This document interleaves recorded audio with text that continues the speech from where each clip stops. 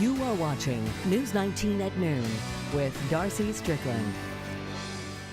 Good Friday afternoon, and thank you so much for joining us for News 19 at noon. I'm Darcy Strickland, and we are starting off today talking about weather. Cold weather hits the Midwest and Northeast, but how has it impacted the Midlands? Chances are we're going to see our own fair share of cool temperatures. Meteorologist Efren Afonte is in the Weather Center now with more. Efren. Darcy, it was freezing cold this morning. We had a little bit of thin cirrus clouds to start off this morning after sunrise, but cloud coverage is now starting to develop in the north as well in the south, and it's all converging into the Palmetto State. But right now, we've got a little bit more cloud coverage than this morning. It's still cold, 37 degrees and dry. Dew point is only at 6, giving us a wind chill of 31 degrees. Winds out of the northeast at 8 miles an hour. The clouds are going to continue to increase all throughout the afternoon. We'll only reach a high of 43 degrees with easterly winds, and tonight, mostly cloudy. It'll still be cold, though, down to 35. Other than a brief chance for a shower in the morning, we'll have mostly cloudy skies throughout the day tomorrow with southwesterly winds. We're going to warm up to 62 degrees,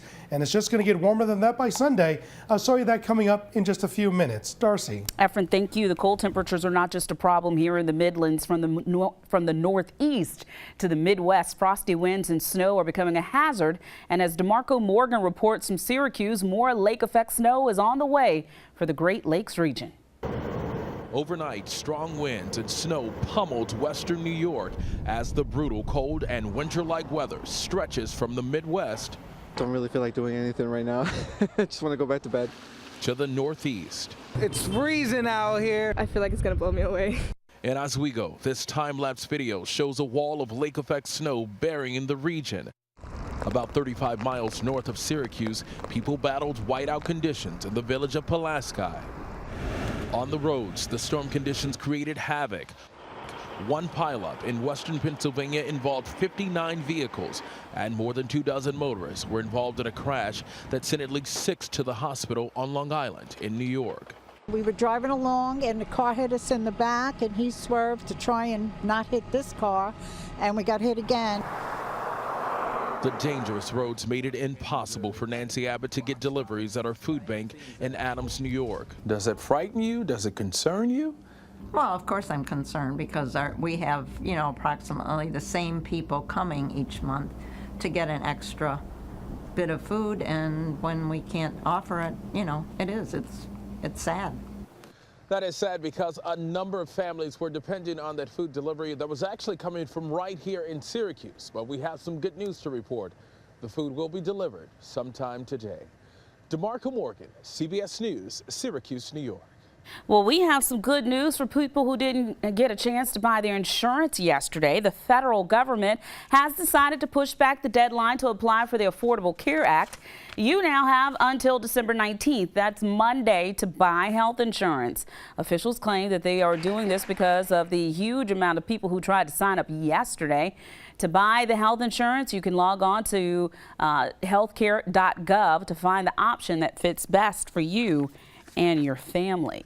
With the recent controversy surrounding the Richland County Recreation Commission, some lawmakers say there needs to be more oversight of the board member selection process. Governor Nikki Haley recently removed 2 of the last 3 remaining board members for neglect of duty and incompetence. Since March, the commission has seen 5 lawsuits filed against it and its members. The only member of the commission that remains is Thomas Clark, who will serve the rest of his term. This leaves 6 spots available, and lawmakers are giving people more time to apply for those positions. A federal jury will be back in session next month to determine the fate of the Charleston church shooter Dylan Roof. Yesterday afternoon, Roof was found guilty of killing 9 African-American parishioners in June of 2015. The jury deliberated for less than 2 hours before making their final decision. Once again, Roof is choosing to act as his own attorney during the sentencing phase. Judge Richard Gergel says he will check with Roof again before the trial begins to make sure he does want to represent himself. Colombian Mayor Steve Benjamin and other top officers of the U.S. Conference of Mayors met with President-elect Donald Trump yesterday. The group discussed their priorities and municipal issues with Mr. Trump in New York City.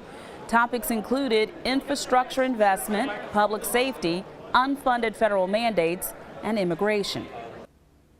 The meeting was very productive. The president-elect listened to our issues and concerns, our desire to see a significant investment in infrastructure and the protection of the tax exemption of municipal bonds as a key part of that plan.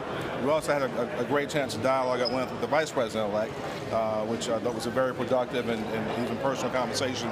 So we're excited about what the relationship we're going to build between the U.S. Conference of Mayors and the new administration.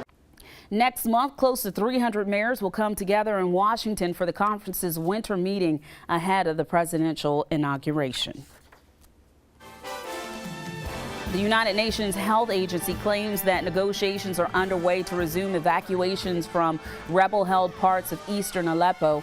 Representatives from the World Health Organization claim that there are a large number of women and children inside who want to escape the city. These claims come after a statement from the Russian military claiming that all women and children had left the rebel-held area. And the evacuation is part of a ceasefire negotiated by representatives from Turkey and Russia. Today, the Pope will meet with Colombian leaders at the Vatican to discuss a peace deal. Colombia President Juan Manuel Santos and opposition leader Alvaro Uribe will meet with Pope Francis to discuss a peace deal with the Marxist rebel group FARC. The two Colombian lawmakers disagree on how to handle the group, and the Pope hopes to help the two reach an agreement. Pope Francis has expressed his support for past peace deals in the country. Hearing impaired children got a special treat today. They were able to meet sign language Santa, who can speak with the kids with his hands. It started this morning just after 8 o'clock. It was at Brennan Elementary School in Columbia in Richland District 1. The event is hosted every year in partnership with the Sertoma Club. Today, Hammond Lower School is hosting its annual Polar Express. It will be in front of the lower school building from 2 until 4 o'clock this afternoon. The event is free and open to all members of the public. There will be train rides on the Carolina Choo Choo, and hot chocolate will be served. Star Wars fans, the wait is finally over. The newest episode, called Rogue One, released in theaters nationwide today.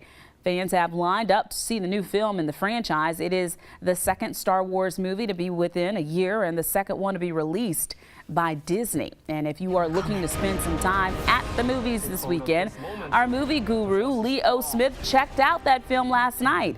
The spin-off of the movie happens between episodes 3 and 4 and links the two films. For his full movie review, you can check it out on our website at WLTX.com.